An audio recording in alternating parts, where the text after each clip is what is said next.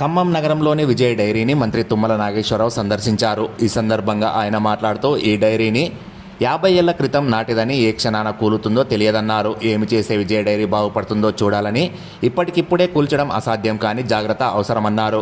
జిల్లాలో పంట పండుతుంది కానీ పాడి పడిపోతుందని ఆవేదన వ్యక్తం చేశారు.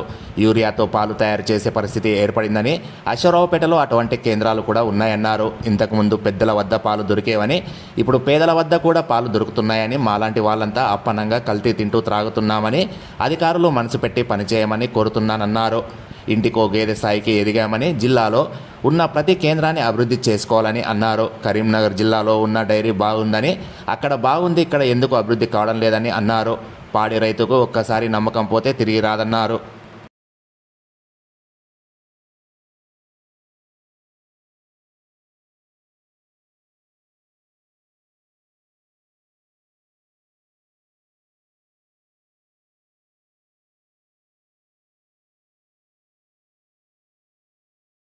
మేయర్ గారు,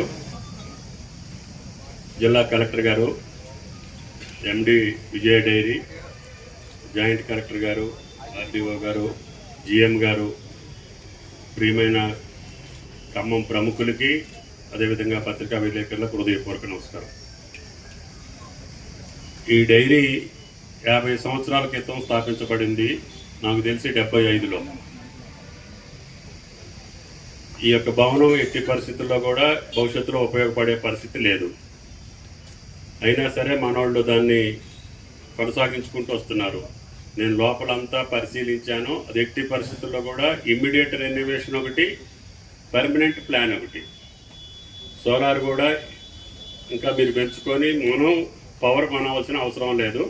డ్రింకింగ్ వాటర్ కూడా కమిషనర్, మున్సిపాలిటీ అండ్ కలెక్టర్ గారు ఒకసారి రివ్యూ చేసి, ఎండీ గారు అడిగేది వాటర్, ఆ వాటర్ ఎట్లా మీరు ఇమీడియట్గా చేయగలుగుతారో ఒకటి.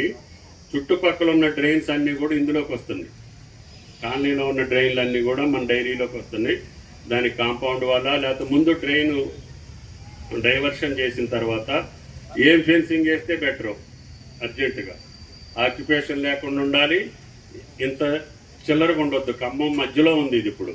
అప్పుడు ఇది ఖమ్మానికి బయట, ఇప్పుడు ఖమ్మం మధ్యలో ఉంది. కాబట్టి కలెక్టర్ గారు, ఎండీ గారు ఒక అరగంట కలెక్టరేట్కి వెళ్ళి దీని మీద రివ్యూ చేసుకొని, జేసీ గారు కూడా వస్తే ఇమ్మీడియట్గా చేయగలుగుతాము.